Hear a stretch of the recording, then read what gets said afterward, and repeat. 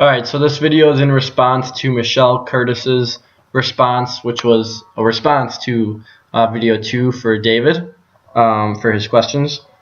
And so for the first question, the quote, I didn't really hear you kind of define what you would answer towards that, but some things that I wrote down that you said they both have different topics, and they choose a path that you choose, and invisibility is like rather than being born, I guess. I don't know. I was kind of confused on what you were saying, but just bits and pieces that I pulled together. I thought that you gave some good answers, and I was able to think about it more in depth. And you had mentioned that consumerism is not pleasant, and the takeaway from people and focus of the world.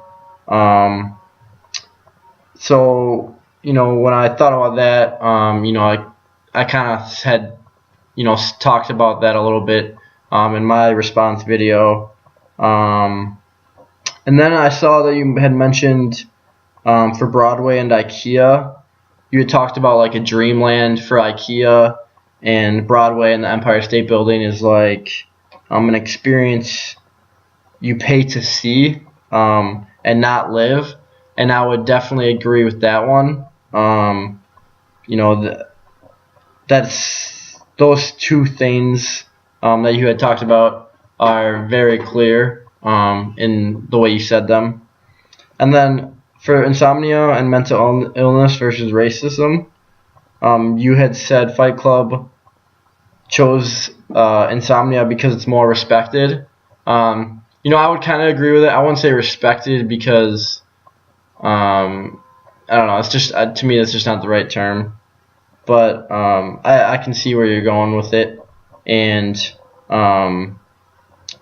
it did make sense to me the way you said it. But in response to that, how you said it, I kind of talked about how the sales could have been worse with race. But overall, watching your video, it made me think more about David's questions in depth. So overall, it was nice.